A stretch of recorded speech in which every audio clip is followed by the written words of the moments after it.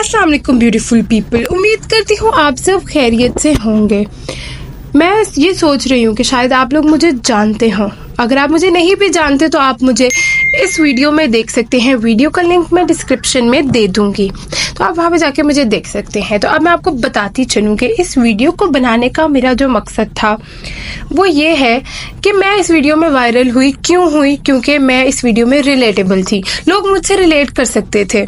जो प्रॉब्लम्स मैंने फेस की वो बहुत सारे एस्पायरिंग फिजियोथेरेपिस्ट फेस करते हैं अपनी ज़िंदगी में।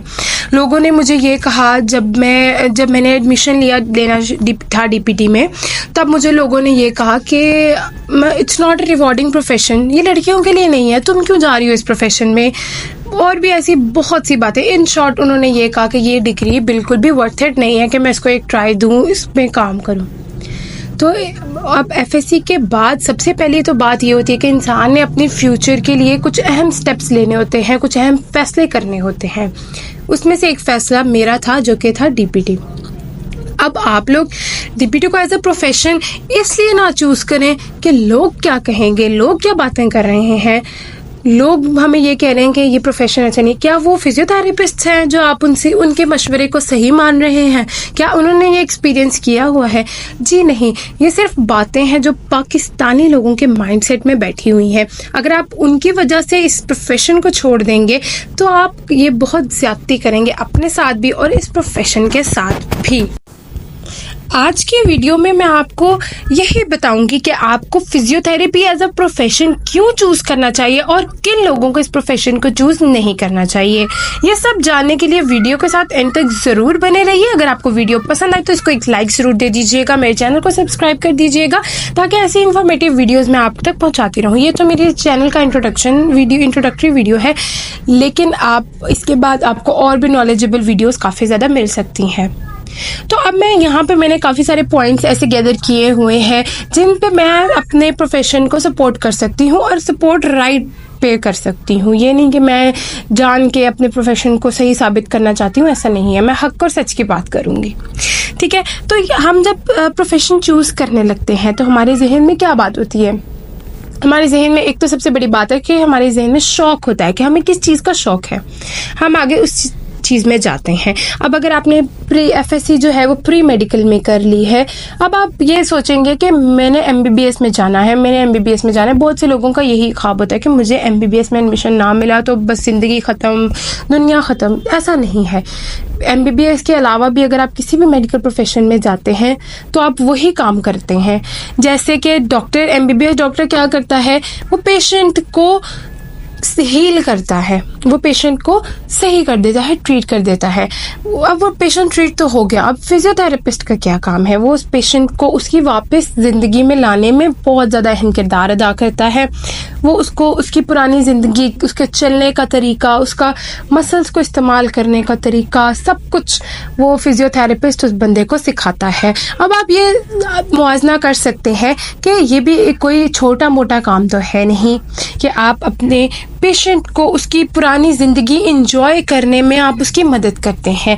ये खिदमत खल्क नहीं तो और क्या है? आप सोचते हैं कि हम एमबीबीएस डॉक्टर बनेंगे तो हम यहाँ पे अपने पेशेंट्स को ट्रीट करेंगे, खिदमत खल्क भी करेंगे, अगर हम कोई गरीब आएगा उसकी मदद करेंगे। तो क्या डीपीटी में रह के आप ये नहीं कर सकते? जब मैंने डीपीटी रखना था तो मुझे लोगों ने बहुत बातें सुनाई। मुझे लोगों ने बोला कि तुम ये कैसे थर्ड क्लासी फील्ड में जा रही हो, ये वो इस तरह की बातें। ये सब वो लोग बातें करते हैं जो खुद किसी काबिल नहीं होते। इवन कि मैं आपको बताऊं कि 10th पास लोगों ने मुझे ये बातें की। अब 10th पास के लोग, मतलब आपकी अपनी क्या एक्सपीरियंस है, आपने क्या इस फील्ड को देखा, इस फील्ड में कभी आए? आपको कैसे पता कि ये रिवॉर्डिंग नहीं है? आपको कैसे पता कि फिजियोथेरेपिस्ट की पे जो है वो एमबीबीएस डॉक्टर से बहुत कम है? आपको कैसे पता चला? आपको किसने बताया? उन्हें किसी ने नहीं बताया। उन्हें बस ये लोगों को नीचा दिखाना होता है, लोगों को उनकी लाइफ से और सीधे पाथ से डिस्ट्रैक्ट करना होता है। लेकिन आपने लोगों को अपने राह में नहीं आने देना, ठीक है? तो अब हम anatomy, physiology, biochemistry, behavioural sciences, pathology, molecular biology, patient safety, health and wellness, medicine, surgery, इस किस्म के और भी बहुत सारे सब्जेक्ट्स जो है वो हम पढ़ते हैं। तो बात ये नहीं है कि हम डॉक्टर कहलाते हैं या नहीं कहलाते। कुछ लोग डिबेट करते हैं आप डॉक्टर है ही नहीं, कुछ लोग कहते हैं आप डॉक्टर हैं। बात यह है कि हम डॉक्टर्स हैं, क्योंकि डॉक्टर का क्या काम होता है? अपने पेशेंट को ट्रीट करना, उसकी मदद करना। तो हम ये नहीं करते? इवन मैं कहती हूँ कि अगर आप डेंटिस्ट हैं, अगर आप डीवीएम कर रहे हैं और आप जो हम एमबीबीएस डॉक्टर इंसानों के लिए करता है, आप वो जानवरों के लिए कर रहे हैं, तो आप एक डॉक्टर हैं, क्योंकि आप लोगों को ट्रीट कर रहे हैं, आप उनको हील होने में मदद कर रहे हैं, आप उनको नॉर्मल लाइफ की तरफ लाने में मदद कर रहे हैं। ये बात है। तो हम अब ये जो डिबेट है कि डॉक्टर आप हैं या नहीं हैं, आपको क्या कहलाना है, एमबीबीएस के लोग बहुत ज़्यादा इस बात को आगे लाते हैं कि डीपीटी और डीवीएम और डेंटिस्ट, डीएनएस जो है उसके, डीएनएस न्यूट्रिशन हो गया, इसके अलावा ये सारे जो शोबे हैं ये डॉक्टर्स नहीं कहलाने चाहिए। आप अगर अपने सिंसियर हैं, आप अपनी उस जॉब के साथ, अपनी डिग्री के साथ, तो आप वही चीज़ हैं। अगर आपके अंदर स्किल्स हैं, आप पेशेंट को ट्रीट कर सकते हैं, आप लोगों की दुआएं ले सकते हैं, तो आप लोग ज़रूर इस प्रोफेशन को रखें। क्योंकि अगर आप किसी के लिए निजात का बाइस बनेंगे, उनकी पेन से, उनकी तकलीफ़ से, तो वो आपको दुआएं ही देंगे और अपने नेक अल्फाज में ही याद रखेंगे। और वो लोग हैं जो आपको असल डॉक्टर समझेंगे। इन लोगों की समझने या ना समझने से कोई फ़र्क नहीं पड़ता। जब आप किसी को ट्रीट करते हैं तो उसके दिल से जो दुआएं निकलती हैं वो मैटर करती हैं। ये डिबेट मैटर नहीं करती। अगर आपको कोई लेट डाउन करता है, आपको अपना प्रोफेशन सेव करना है। अगर आपको लोग कहते हैं कि यहाँ पे जो है डीपीटी की पे कम है पाकिस्तान में, तो आप अब्रॉड जा सकते हैं। वहाँ पे तो डीपीटी के जो डॉक्टर्स हैं उनको तो लोग हाथों हाथ ले लेते हैं जॉब में, और उनकी बहुत ज़्यादा वैल्यू है। अगर आपको लोग ये कहते हैं, अब तो पाकिस्तान में भी अल्हम्दुलिल्लाह काफ़ी अवेयरनेस आ गई है। अब इस वीडियो में बोलने की वजह से मुझे बहुत सारे पॉजिटिव कमेंट्स आए थे अल्हम्दुलिल्लाह, लेकिन मुझे बहुत सारे नेगेटिव कमेंट्स भी आए थे और बहुत ज़्यादा डीमोटिवेटिंग कमेंट्स आए थे। अगर मैं उनको सीरियस ले लेती और अपने प्रोफेशन को छोड़ देती तो क्या ये इंसाफ होता? इवन मैंने बहादुरी से इस बात को इंकशाफ किया और बोला।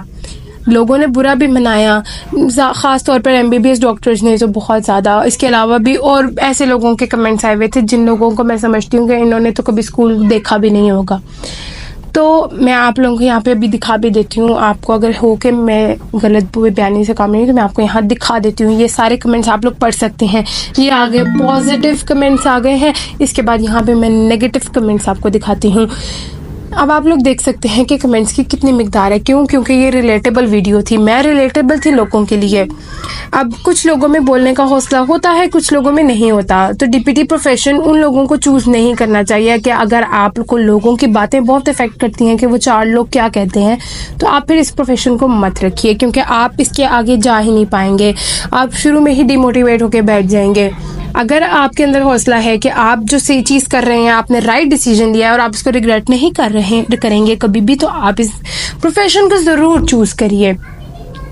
तो आप लोगों ने देखा कि जो लोग ज़्यादा आगे आके बोलते हैं, अपने प्रोफेशन को सपोर्ट करते हैं, तो बातें भी उन्हीं को सुनाई जाती हैं। अगर आप में इतना हौसला है कि आप इन लोगों की बातें बर्दाश्त कर सकते हैं, तो ज़रूर इस प्रोफेशन में आइए। ये जितने लोग इस प्रोफेशन में आएंगे, अपने स्किल्स दिखाएंगे, आप लोग प्रॉस्पर करेंगे और अपनी कंट्री को प्राउड फील कराएंगे। और इन छोटी छोटी बातों से हम बाहर निकल आएँ कि हमें कौन क्या कहता है, कौन क्या नहीं कहता। लोगों को तो काम है कहना।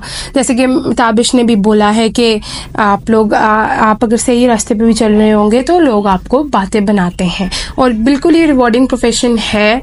इसमें जो अगर आपकी स्किल्स अच्छी हैं ना, आपने मेहनत की हुई है इस प्रोफेशन पे, तो आपको रिवॉर्ड मिलता है। और फिजियोथेरेपिस्ट काफ़ी ज़्यादा कमाते हैं। ये बात बिल्कुल गलत है कि फिजियोथेरेपिस्ट की पे नहीं अच्छी होती।